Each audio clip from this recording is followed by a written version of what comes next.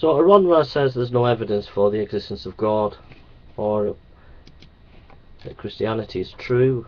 Well, the resurrection narratives have the ring of historical truth. The resurrection narratives bear unmistakable signs of being historically accurate. The earliness of these accounts at a time when hostile witnesses were present would have made a fabrication unlikely and dangerous. There is agreement on the main facts and a great variety in the witnesses given, yet they are not a mere repetition of some standardized story with all the discrepancies worked out. Indeed, the accounts of Christ's resurrection appearances are clearly independent of one another, as their surface dissimilarities suggest. Deeper scrutiny, however, reveals that these appearances are non-contradictory.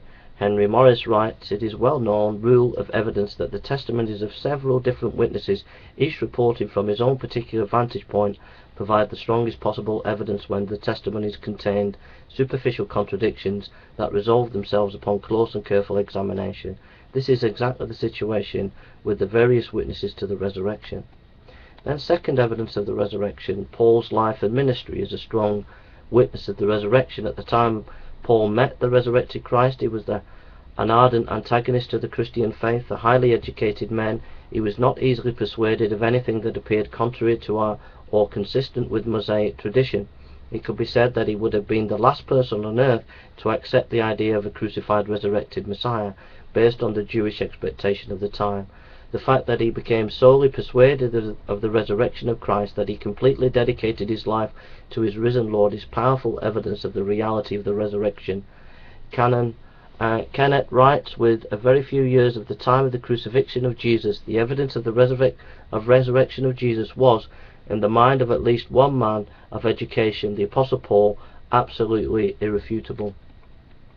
The empty tomb is an historical given.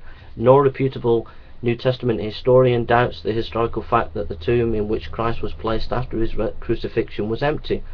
Therefore, there are only three explanations for it. Either his enemies took the body, his friends took the body, or Jesus was raised from the dead. The first possibility is extremely unlikely, because his enemies would have certainly displayed his body if they could have, in order to humiliate his disciples, quell the rumours of his resurrection, as well as to cut short any religious movement that threatened the Mosaic tradition.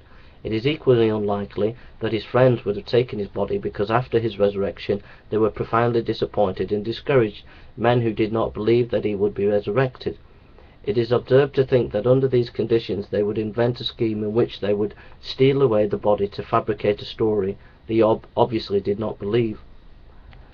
The disciples were devout Jews. The disciples were Jews who took seriously the Jewish privileges and obligations. Therefore, it is unthinkable that they would be party to making up a new personal religion for personal gain.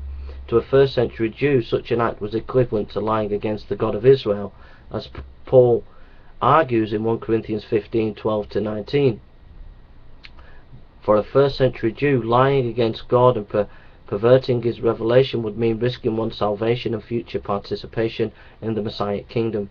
Would such a person risk divine retribution for a few years of prestige as a leader of a new religion? The answer can only be emphatically no. Then the testimony of woman. The presence of woman at the tomb is a strong evidence that the biblical record is true.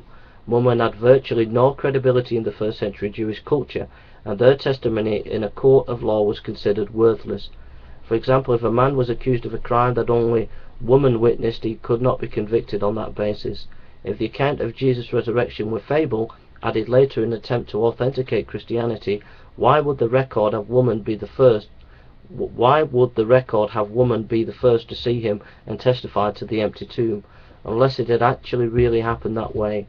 Woman bringing testimony of his resurrection that is then denied by the male disciples make the later look bad, and these men were the first leaders of the Christian church.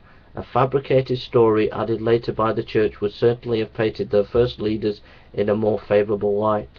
So women testifying of Jesus shows that it was amazing. That was just totally not culturally correct in those days. So thank you for listening.